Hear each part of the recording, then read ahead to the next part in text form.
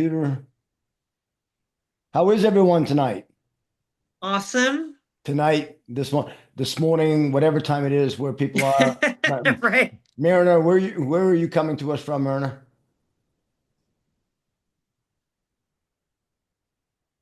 She's Oh, oh, sorry. there she St. is. Croix, U.S. Virgin Islands. Say, oh, because you're the same time zone as we are.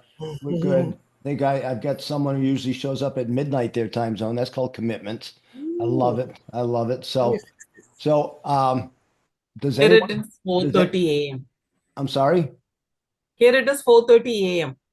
That's Oh, some serious commitment. I love it. I love it. So, anything exciting happen over the last week for anyone in the room that they would like to share? Let's start out with something fresh and exciting.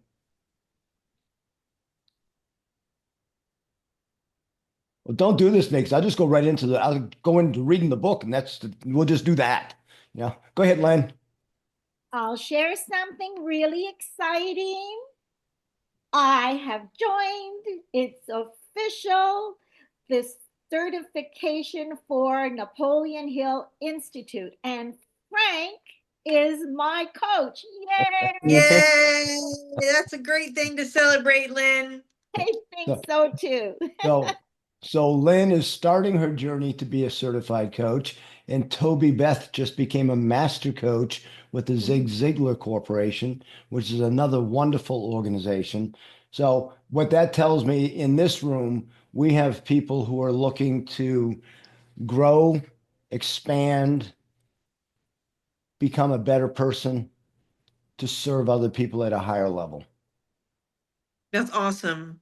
And thank you, Nicole. I mean, to be honest with you guys, I read a quote a few months ago. I'm sure I heard it before then, but I think it was Earl Nightingale that said, "We are on this earth for one reason and one reason alone, and that's to serve other people. And if we focus on serving other people, regardless of what that looks like, even those little things that you do that don't think that matter, when you do that, the rewards will come to us somewhere down the line.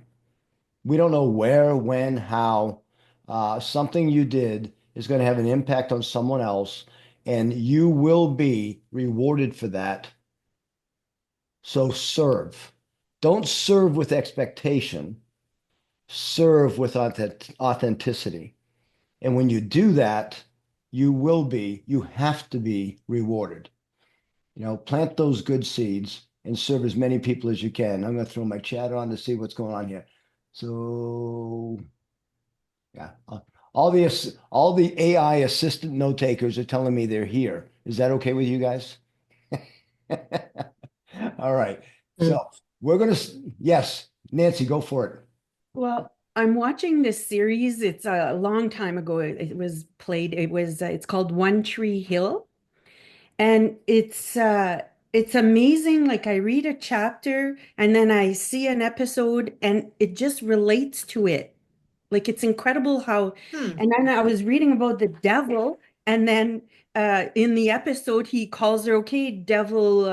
He calls her devil and her last name, and I just finished reading that part, and I'm like, oh my God, like as if you hear devil da da da, like when you're watching a show, like that never happens to me. Huh. And so, anyways, this show, there's so many things that they have a lot of morals and they have a lot of values. They stand for what they believe in, and it just really works with the book.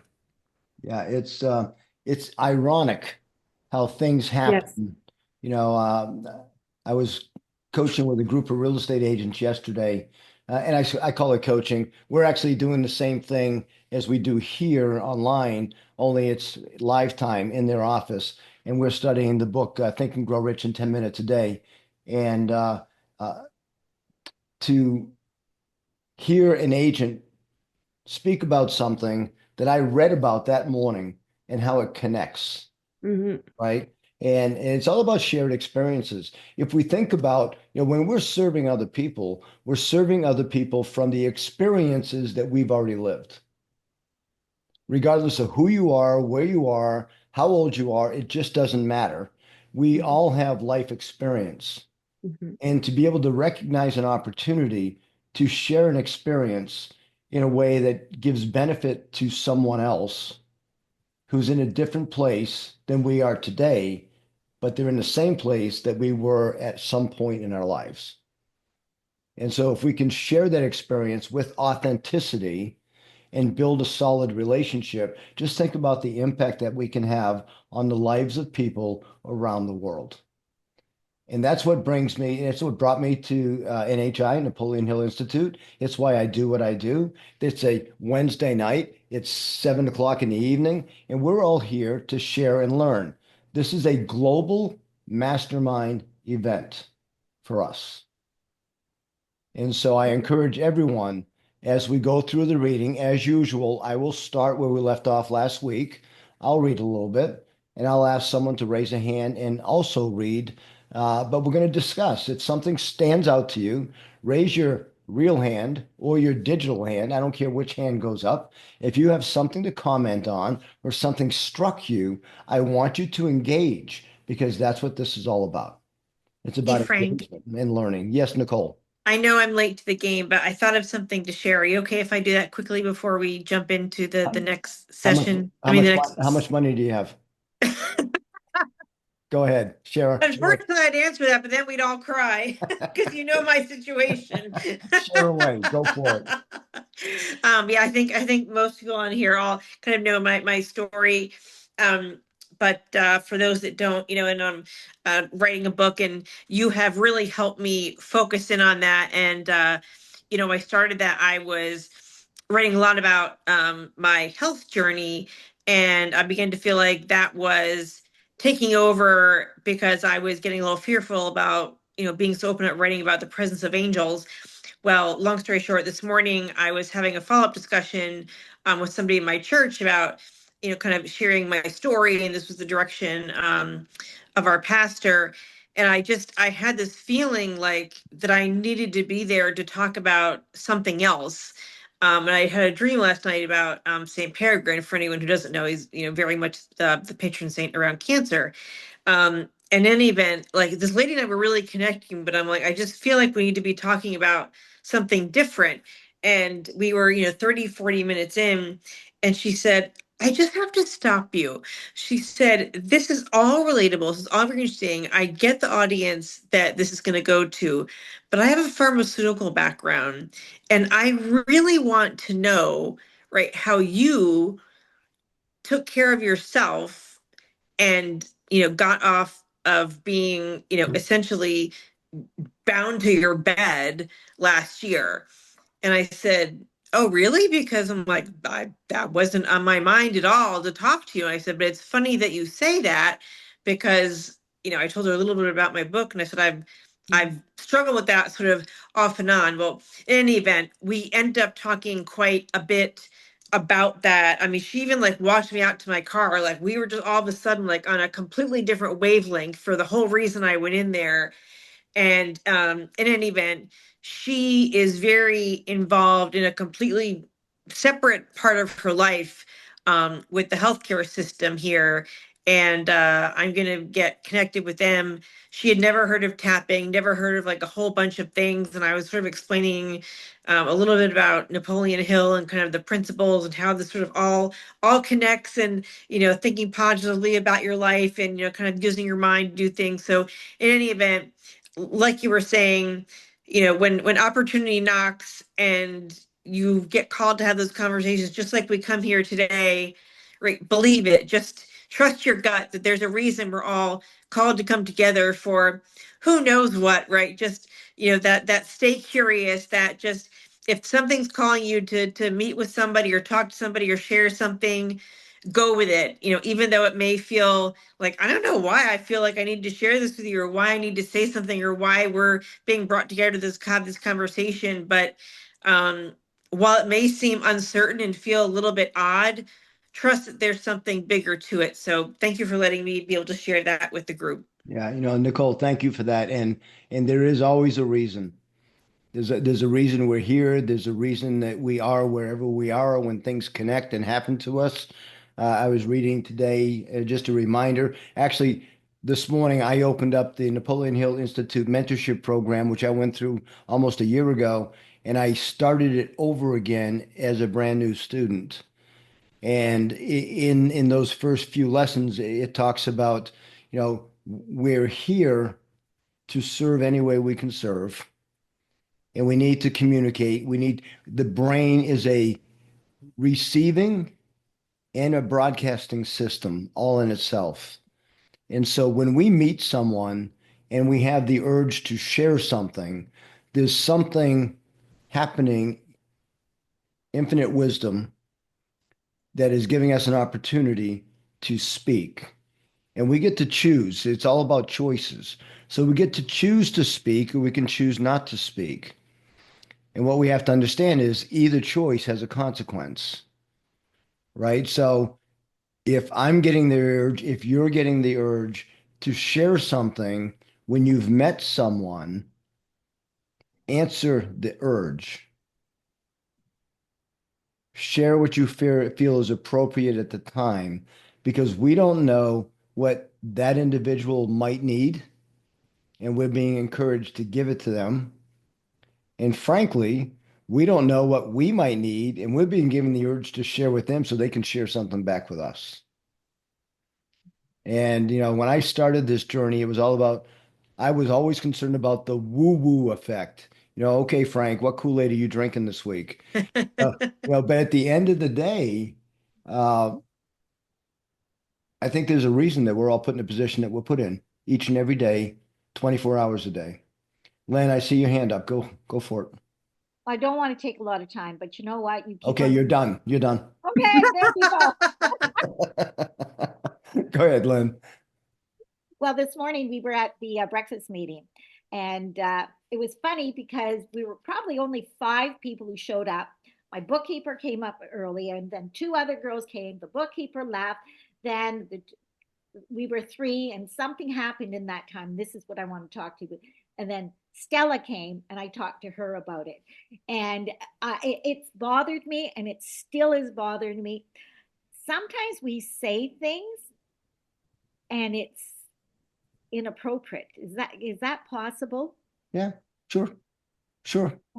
And I have no idea why it came out of me the way it did come out of me. But I don't know if it's because I've been doing this kind of work forever. And I know this one girl, she's been doing work forever. She does NLP and she's got papers and everything. But there's always this kind of thing, a poor me. Am I saying it right? It's a poor me. And nothing, I'm sorry, we're all women, a lot of women, Frank's here. Hey, wait a minute now. I got Bradford, I got Emmanuel. Not really all women, but we get you, Lynn. Okay, it doesn't matter. But I'm going to tell you, it irritates me so much when I feel that poor me, and especially when it comes from a woman, because I am a woman. And I've done well. I fought when I was younger, felt like I fought, for what I did. I feel like I've been very successful. And when somebody comes up with this, how this person was interpreted, like she said, well, those are your interpretation. I'm going, well, those interpretations sure came out loud and clear. And it was like a real poor me. And it's like, she can't get there because she's alone. I'm sorry, there are many women here that are alone, and you've all been successful. Whether you have a husband or not a husband, you're successful on your own. And I guess I just said something that I probably should not have said. I have to apologize. And I sent her a woman who's been, I would have done this here in HI, but there's this woman who had this thing giving a course, how she was sort of where she is and how happy she is right now from the vibration. It's bringing up your vibration. But I just felt that I couldn't coach that kind of person. And here I am. Interesting. So isn't that interesting? I wouldn't be able to. So here I am. I'm feeling guilty that I'm taking this course, and I just signed up, and I was a terrible you know, it was like I felt like I failed. Can I say something, Lynn? It's Sure. because she's not ready. She's not ready to receive whatever you're teaching.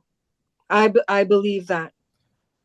So to be honest with you guys, because I want to get on with the reading, Yeah. I think it's really important, Stella, what you just said is people are not always ready for the message that we're trying to give to them. And as a person who has grown up in a society in the military, which we're very blunt and we just say it the way it is, sometimes we have to listen. And here's the thing that I really become so focused on: listen 80% of the time, speak 20% of the time. Mhm. So if you're a coach, if your journey is taking you to be a coach, understand that it's not about what you say, it's about what you hear and how you respond appropriately when it's your time to speak, right? I don't have all the answers, and I don't propose to have all the answers. And I don't think any coach has all the answers.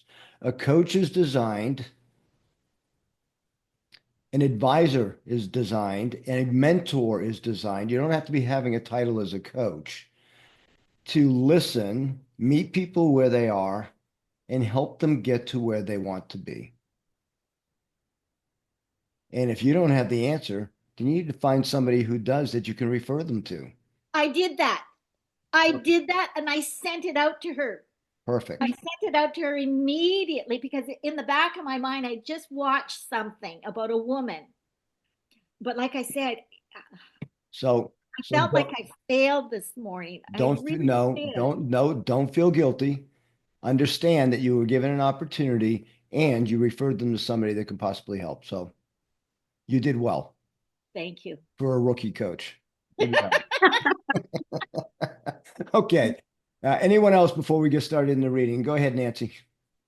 In response to Lynn, it's been my experience that when somebody says something to me that triggers me, that upsets me, it's because there's something I need to work on. I have to go deep, deep and figure it out why this pissed me off or why this bothered me. So there's that. And then there's something I wanted to share that hit me in the book, but I looked and it's page 118 and it's chapter 4. So that's probably not today, right? We're only on page 16. Oh, We've been meeting for 3 weeks and we can't get we can't get through Napoleon's life, for goodness sakes. so I wasn't here last week, but I read. And yeah, anyway, something really hit me on page 118. Nancy, we could talk about this later if you want. Okay. I'm curious. We're gonna get there. All right. I'm gonna start out page 16. We're talking about chance saves my life. So Napoleon, in our previous reading, was putting together a deal with Mr. Millett, who was getting ready to support Napoleon Hill in teaching his principles and helping him publish his materials and go out across the country and start to teach. And unfortunately, Mr. Millett was assassinated. He was killed. And so we're picking up the morning after Mr. Millett's death. The morning after Mr. Millett's death, I was called on the telephone and put on notice by some unknown person, that I had 1 hour. Whoops. Hi, are we sharing? Are You you know going to what? share? If I was a professional, we would be sharing. So here we go. Can you see? Somebody Yes. please tell me you can see. I Yes, can nice. see. Yes. Okay, let me get this other thing up here and we'll be good.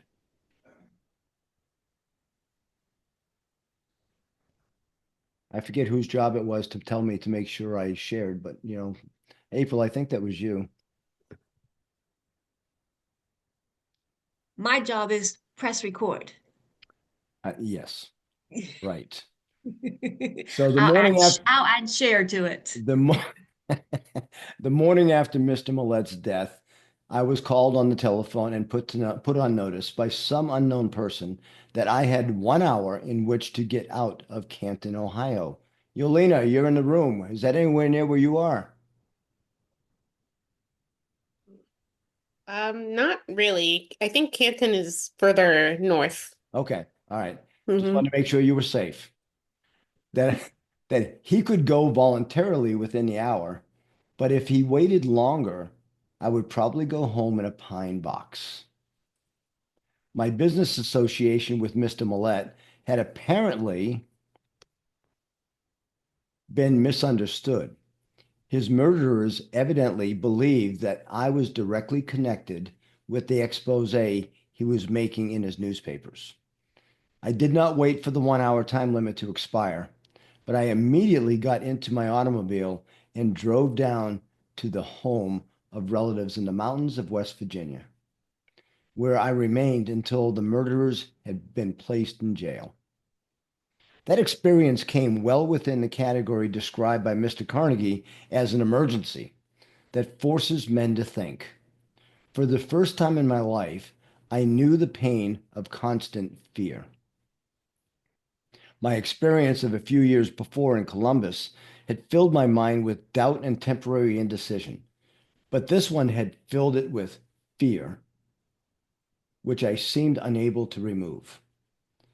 During the time that I was hiding in, excuse me, during the time that I was hiding, I seldom left the house, at night especially, and when I did step out, I kept my hand on an automatic pistol in my coat pocket, with the safety catch unlatched for immediate action.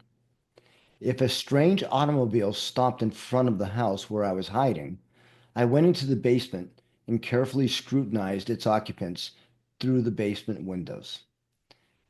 After some months of this sort of experience, my nerves began to crack. My courage had completely left me. The ambition which had heartened me during the long years of labor in my search for the causes of failure and success also had departed. Slowly, step by step, I felt myself slipping into a state of lethargy from which I was afraid I should never be able to emerge. The feeling must have been closely akin to that experienced by one who suddenly steps into quicksand and realizes that every effort to extricate himself carries him to so much deeper. Fear is self-generating morass. If the seed of insanity had been in my makeup, surely it would have germinated during those months of living death. Foolish indecision, irresolute dreams, doubt and fear were my mind's concern day and night. The emergency I faced was disastrous in two ways. First, the very nature of it kept me in constant state of indecision and fear. Secondly, the forced concealment kept me in idleness, with its attendant heaviness of time, which I naturally devoted to worry. Think about that last paragraph. The emergency I faced was disastrous in two ways. First, the very nature of it kept me in constant state of indecision and fear. Couldn't make a decision because he didn't know which way to go. And then secondly, the forced concealment kept him in idleness. And what happens when we are in idleness? Our thoughts begin to wander. We let fear sneak in the back door. Yeah, So we're stuck in fight or flight. yeah, exactly. Fight or flight. And so it actually paralyzes you. And it doesn't have to be somebody threatening you with death.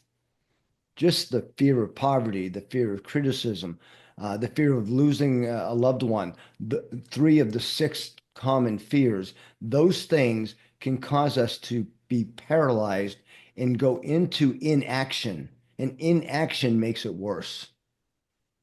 So the best thing that we can do when we find ourselves in indecision, in fear, is to take action and then adjust. If it's not the right action, adjust it as you go along. But Yep. do something. Don't just sit there and hide in the basement as Napoleon was doing here. Anyone have any comments about that section? Okay.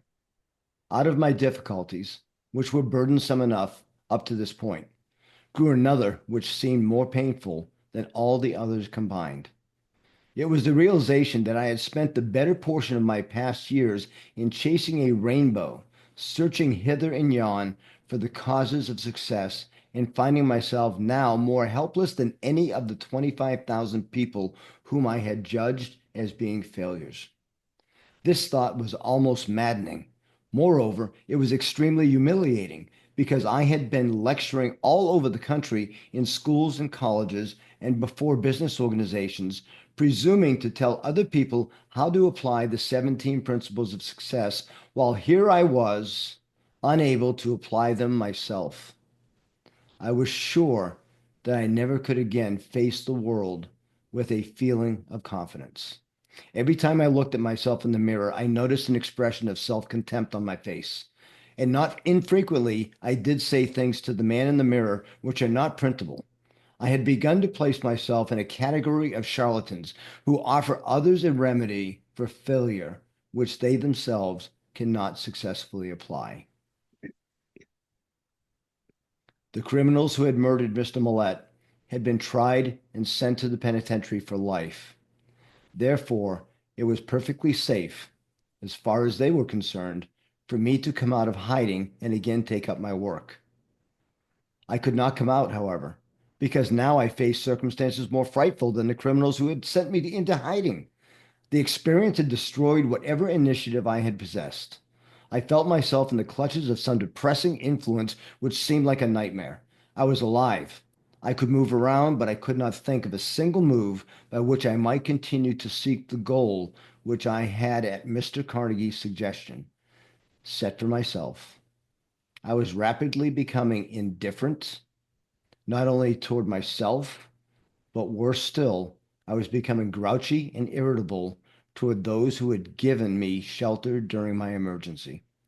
I faced the greatest emergency of my life.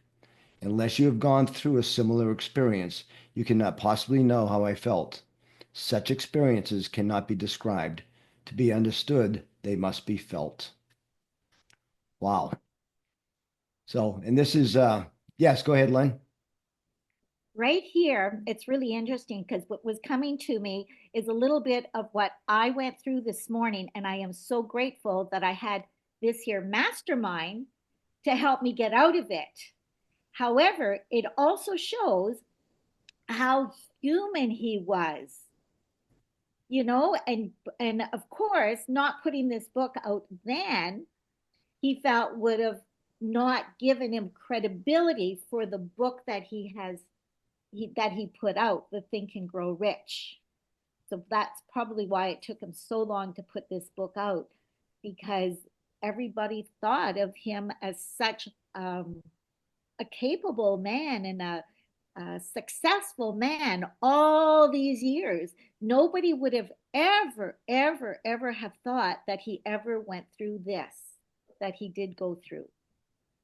Yeah. Yeah. What an observation. You know what? We are all human. Yeah. I just had a discussion today with one of my coaching clients who, I shared, actually, I shared yesterday with that group of real estate agents that on Monday, I had a bad day. And I always find it interesting that when I say I had a bad day, people say, Frank doesn't have bad days, because Frank seems like he's got all this stuff together. And so on Tuesday, I had that conversation with an agent. And then today, another agent who's also a very good friend of mine said, when we have our conversations and you share things that you struggle with authentically, it gives me grace to know that we are all human beings and we all struggle, regardless of what the front looks like. Right? And so I share that with you tonight just because it's okay to struggle. That's called life. It's what we do. Circumstances come up, things come up, we have to deal with them. And sometimes we wake up with a negative attitude. I had one of those on Monday. And sometimes we have to make decisions, and we make decisions, and then we move forward.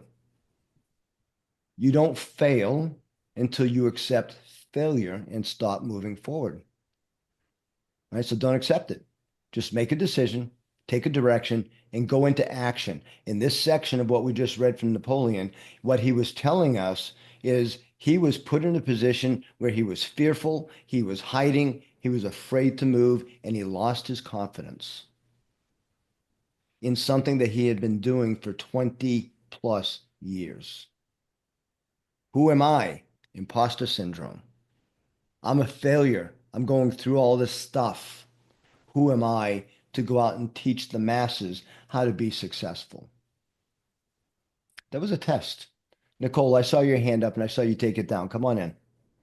I wasn't really going to add anything different to all that you just said. Well, then just say it was all good. All good. All good. You know, the bottom line is don't be afraid of being human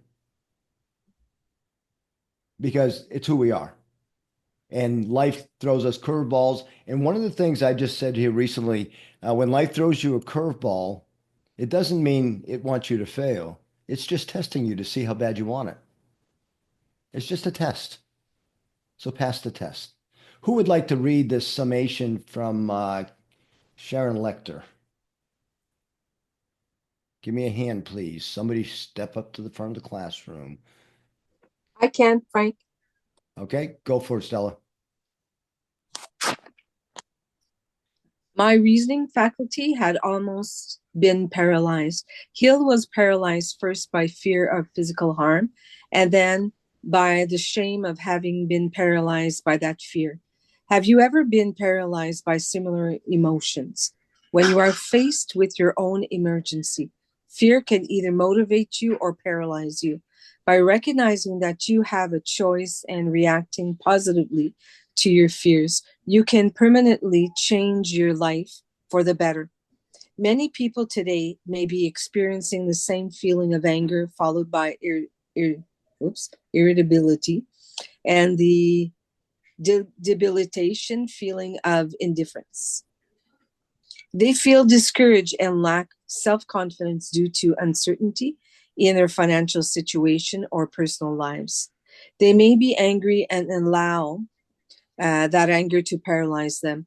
I had a conversation with just such a young man. I am 30 years old, he said, and have no marketable skills or prospects. He had a million excuses for not taking actions to change his situation. I pointed out that unless he took action, nothing would change. Unless you make an effort to change things, I said, in a year's time, the only difference will be that you are 31 years old with no marketable skills or prospects. Does this pattern sound familiar to you, either for yourself or someone you care for? How do you break that paralysis? Paralysis. Napoleon Hill now shares how to overcome his fears and indifference and found the hope, inspiration, and motivation to cover and create success in his life. Awesome. Thank you, Stella. Anything in particular stand out in that couple of paragraphs for you, Stella? I have to go back.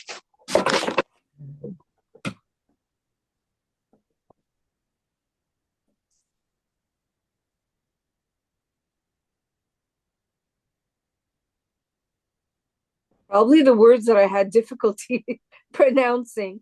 That always means that it's part of what I need to. I am 30 years old, he said. I have no marketable skills or and then made the excuse that area.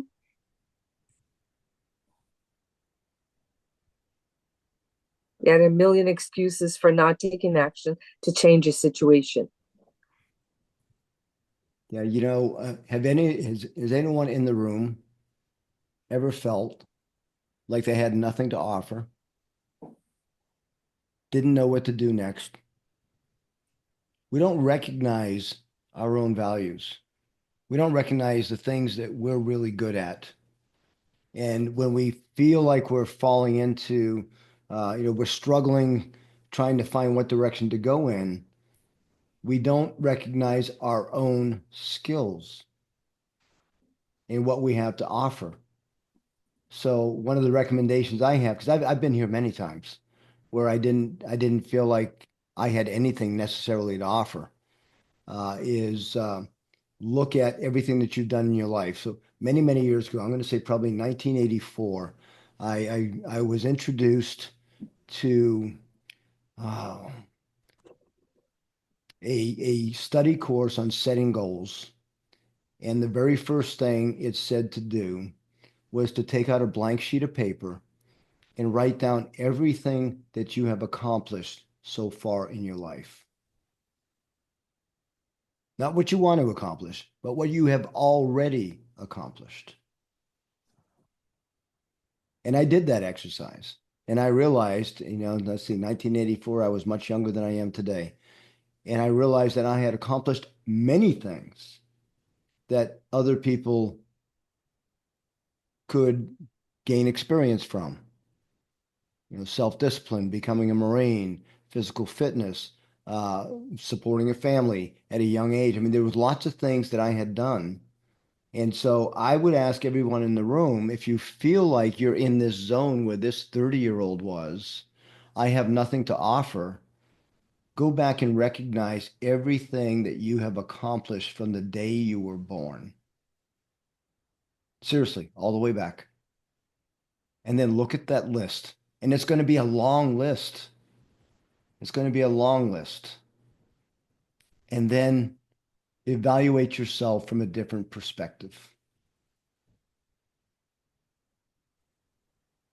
From a perspective of what have I already done that I can offer to someone else who is not in the place I am today, but in the place that I was 20, 30, 40 years ago. How can I help? We all have value. Recognize your own personal value. Go ahead, Nancy. A lot of times, like in my case, I couldn't recognize my my like you say, go back and all your successes and all that and recognize them. But some like I've learned to identify my successes. I've learned that, but it was difficult because other people had to kind of tell them to me and say, "Well, Nancy, you did this. Nancy, you did that." And it was like, "Oh, really? Well, that's nothing. No, no, that's something." Like, so it's hard to write them when you don't recognize them yourself. Yeah, what a great point. Because we do things sometimes and we don't realize the impact that it has on other people. We don't realize what we did, Hmm. right? And that's why it's important for us to reflect back. I mean, most of us in this room have been around for a little while. We've done some stuff, some Hmm. good, some bad, but we're still here. Hmm. So So go. I started a little book and I call it my dopamine book. Because when somebody gives you a compliment or tells you did something right, your dopamine level shoots up. So I write those things in my book because I tend to forget them. So on the spur of the moment, if they say, "Oh my God, Nancy, thank you so much," da, da, da, da, I'll forget that. So I go write it in my book when I remember. But then you can look back in your book and say, "Oh wow, like I made them happy. They said this, they said that." Like it just makes you feel good. Yeah. Yeah. I love that. I don't keep a book, but oftentimes I'll get note cards because I always talk to people about writing note cards of appreciation because it's a lost art. We just don't do it anymore. And I'm Hmm. talking about a note card snail mail. And Hmm. I've actually got a collection of note cards that I've received from people thanking me for things that I've done. And it just, when I'm having a rough day, I can pull those cards out and I can look at them and know that I had an impact, right? And it's, And yeah, whoops, sorry, I bought one for every employee at our school, wonderful. every single one of them, and I gave it to them for Christmas. And then, when they do something, I notice something, I give them a compliment, and then I go, "Don't forget to put that in your book," because nobody remembers. So I want to thank you for that because you just reminded me of a story. There's a gentleman by the name of Darren Hardy. He probably the most famous book I remember that he wrote was called The Compound Effect. And Darren was at one point the editor and publisher of the Success magazine here in the United States. And Darren talks about a friend of his who was going through some struggles in his marriage. And someone recommended to him that each and every day moving forward, to identify in a book, write in a journal, something that he appreciated about his spouse, something he was grateful for. And he did that for a year, and he gave it to his wife on Christmas Day. And she broke down in tears. She broke down in tears because it was on Christmas Day that she was going to file for divorce.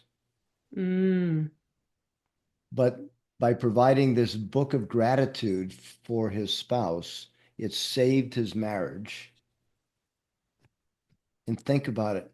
If he did that 365 days, finding something he appreciated about his spouse versus something that didn't make him happy, it was that little piece that saved their marriage.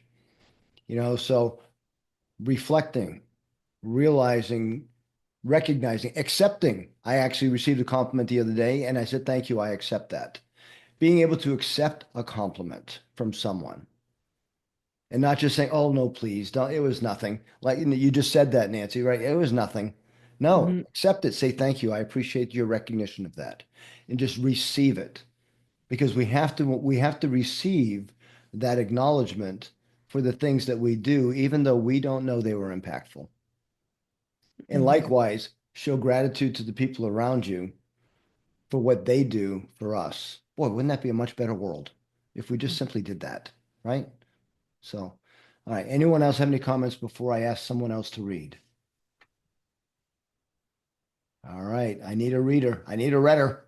Somebody step it up. Myrna, go for it, my friend. Cool. Okay.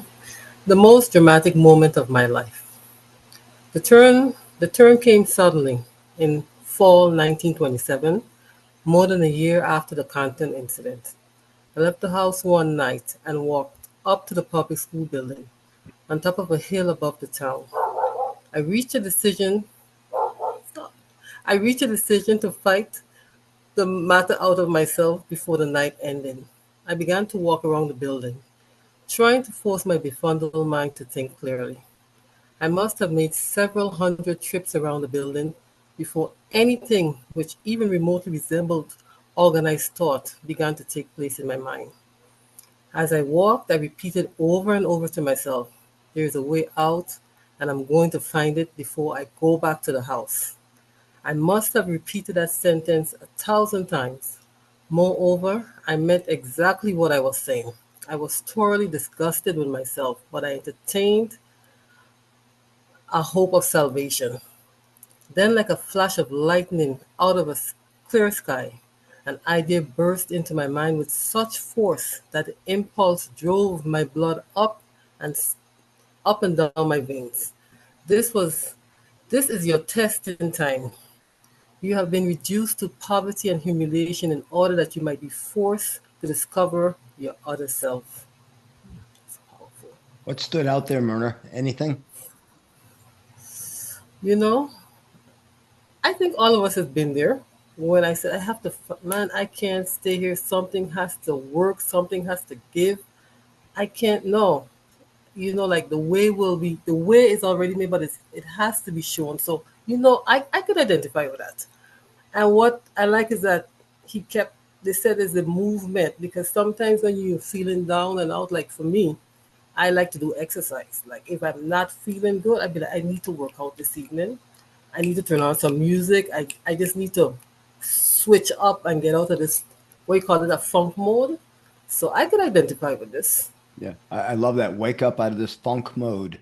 We get into this funk, this cloud that's hanging over us, right? And sometimes we just have to go do something. For Myrna, it's exercise. Same for me. If I'm really bad, Monday I went out for a run. I couldn't run. I had to walk because my energy was so low, but I did it anyway, right? And so being able to identify where you are, what's hanging over you, and just being committed, as Napoleon says here, I will figure this out tonight. Whatever it takes, I'm going to figure this out tonight. Some action that I'm going to take. Mhm. And then he goes Absolutely. into if today's economic times have dealt you a blow. I find this so thrilling when I'm reading this stuff because in today's economic times, he's back in 1927. We're in 2025. Same thing, only different, right? In today's economic times have dealt you a blow, moving you toward poverty, embarrassing you, or damaging your self-confidence. Consider it a test, just as Napoleon Hill did in the late 1920s and early 1930s. Force yourself to discover your other self by working through the low points in your life and persevering. You can gain the insight needed to succeed.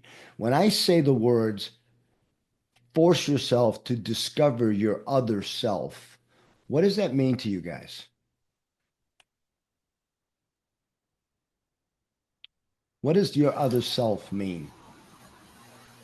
You know, I like to refer to my other self as, for me, is the voice of truth. I mean, sometimes you try to ignore it and say, well, I can't really go there.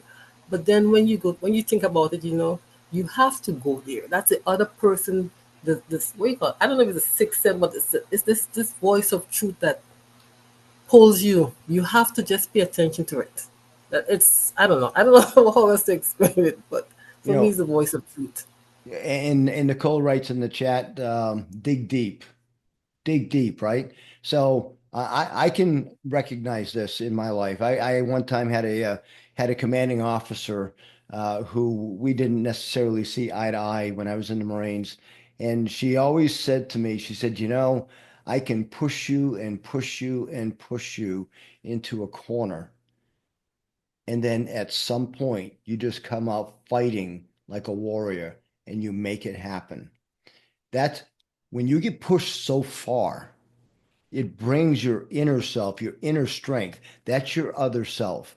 We each have two selves. Napoleon talks about we have the self that we see in the mirror, and we have that other self that oftentimes lives below the surface in our lives. And it never really comes out until you're pushed to that breaking point.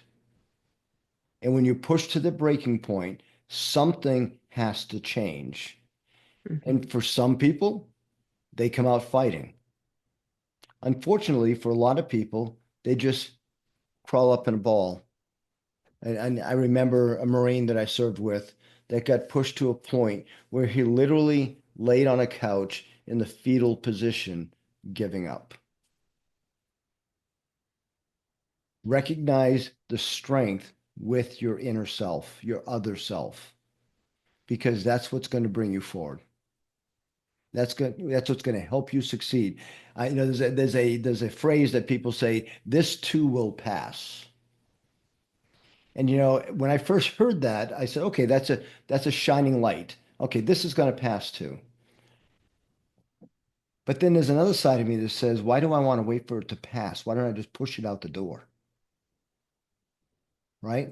That's your other self. Push it out the door. Let's just get on with this. Right? So I don't know. Anyone have any other comments they want to add here? So, go ahead, Nancy. I always say, well, what doesn't kill you will make you stronger. I love that. Absolutely right.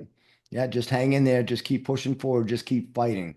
Mhm. Everything that we go through in life, every circumstance is a test. And how you get to choose how you're going to respond. And if Mhm. there's one thing that's strong in everything that Napoleon Hill writes, we have a choice. And the choice is up to each one of us. You can't tell me what to do. I can't tell you what to do. We can advise, we can guide, but the choice lies within us.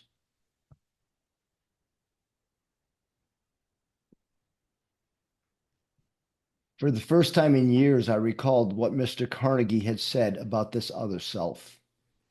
I recalled now that he said I would discover it toward the end of my labor of research into the causes of failure and success, and that the discovery usually came as the result of an emergency, when men are forced to change their habits and to think their way out of difficulty. I continued to walk around the schoolhouse, but now I was walking on air. Subconsciously, I seemed to know that I was about to be released from the self-made prison into which I had cast myself. I realized that this great emergency had brought me an opportunity not merely to discover my other self, but to test the soundness of the philosophy of achievement, which I had been teaching others as being workable. Soon, I would know whether it would work or not. I made up my mind that if it did not work, I would burn the manuscripts I had written and never again be guilty of telling other people that they were the masters of their fate and the captains of their soul. Hill is paraphrasing from a poem, Invictus, published in 1888 by William Ernest Henley. Out of the night that covers me, black is the pit from pole to pole. I thank whatever God may be for my unconquerable soul. In the fell clutch of circumstance, I have not winced nor cried aloud. Under the bludgeoning of chance, my head is bloody, but unbowed. Beyond this place of wrath and tears looms but the horror of shade, and yet the menace of years finds and shall find me unafraid. It matters not how we straight the gate, how charged with punishments the scroll. I am the master of my fate. I am the captain of my soul. And that whole poem is about taking charge of your lives, accepting responsibility regardless of what happens, and take control because you are the master. The full moon was just rising over the mountaintop.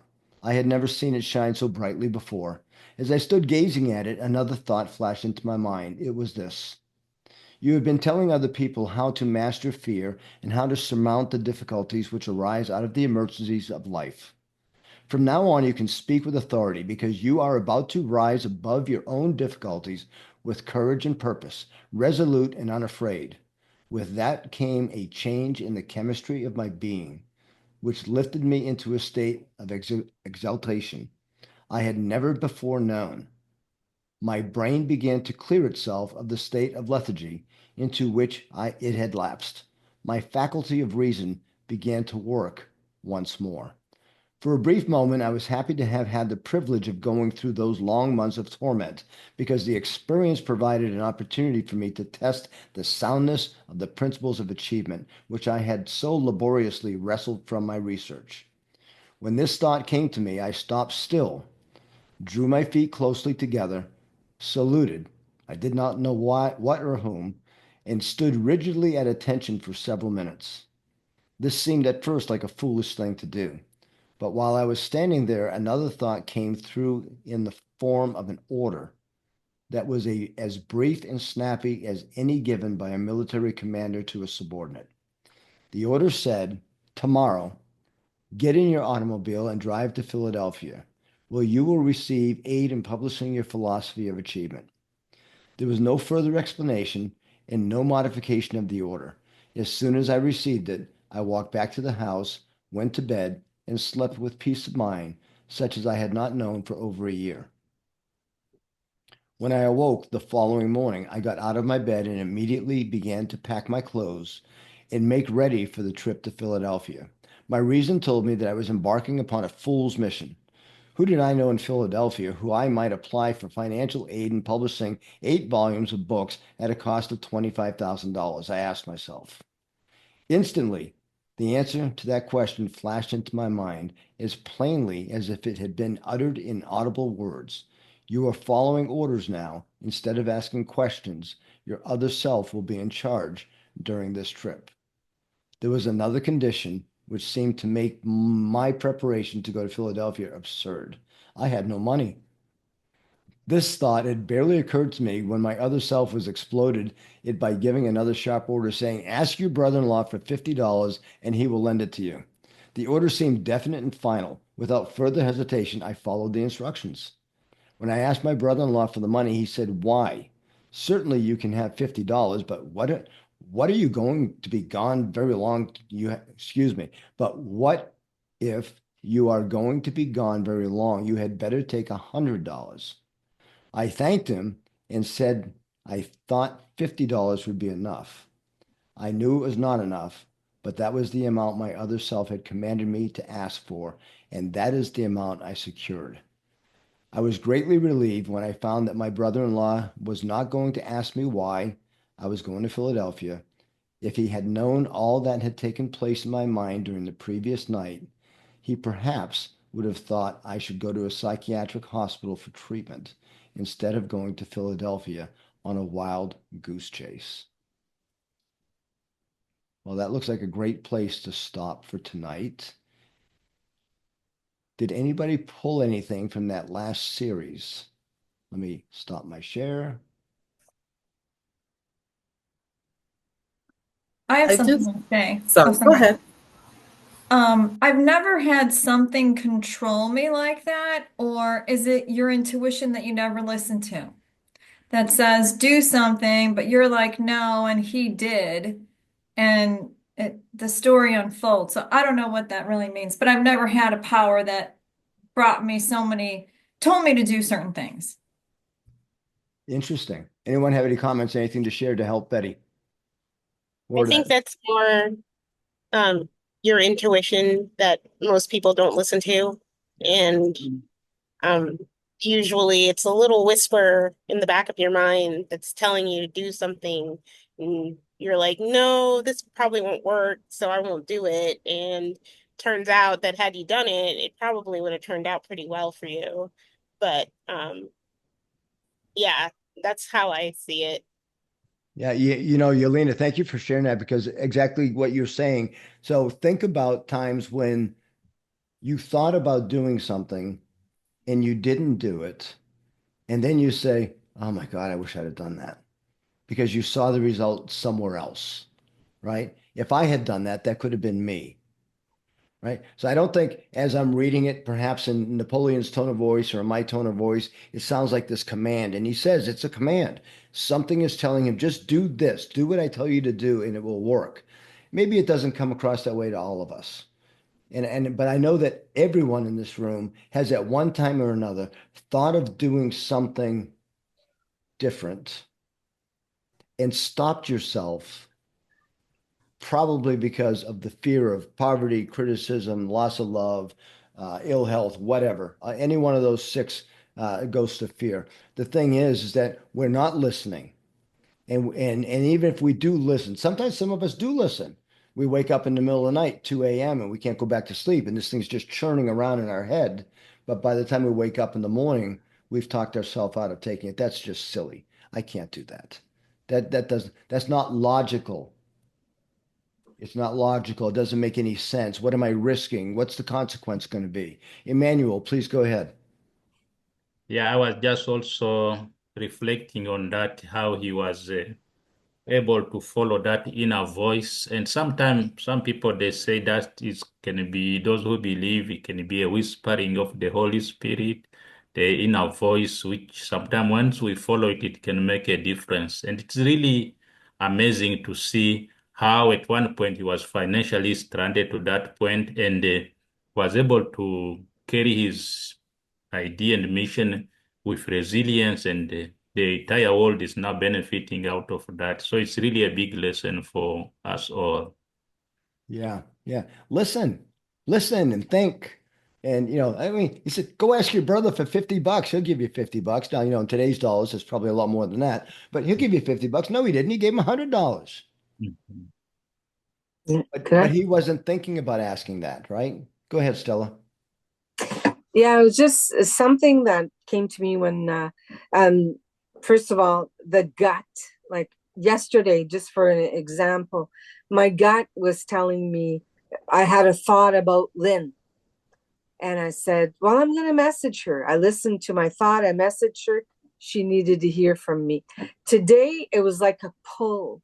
I was running late for the breakfast program, so I was going to go straight to work instead. And I said, no, I just felt that pull to go. I needed to go. And when I arrived, again, it was for a good reason. How I found the exercise that I did, one of my teachers told us that you should purposely get lost and use your gut to find yourself.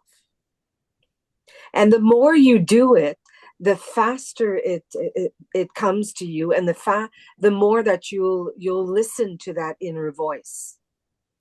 You push yourself to just do it, even if if you feel embarrassed, you just do it. And when you do it, it gets easier and easier every time. Yeah, Stella, you're spot on. If you think about listening to that inner voice, it's kind of like a muscle. If it's actually tied to imagination, right? And if you think about it, uh, I actually have someone that I'm coaching with who says, I just don't have any imagination. I just don't think about things that are ridiculous to think about. I said, well, if you sit quietly for 10 or 20 minutes a day and just let your imagination run wild, like we did in school when we were daydreaming, looking out the window when the teacher was droning on and on. We all have imagination, but some of us have taken that imagination and buried it, and so we don't allow it to run free. Well, we have to exercise it, and the more we exercise that imagination, the more active it will become, and the more powerful it will become in helping you make the right decisions. Because we all have imagination. Unfortunately, our society has caused us many times to bury it. And that's not a good thing. We need to exercise it. So exercising, I challenge everybody in the room this week, take 20 minutes and sit in a chair, 20 minutes a day, sit in a chair in darkness and no distractions, and just let your mind run free and see what comes up. Just see what comes out. I think you'll be surprised. And then listen to that little voice. And eventually that little voice will become the military commander who's given Napoleon Hill orders, right, to do things because you set out on a mission to create the philosophy of success. You've done that. Now we need to do the final step, which is to get it published. And it will be published. You just need to go to Philadelphia so somebody can fund it for you. And I know the rest of the story. Some of you probably do too, but we'll cover that next week. I want to thank you guys all for coming in tonight.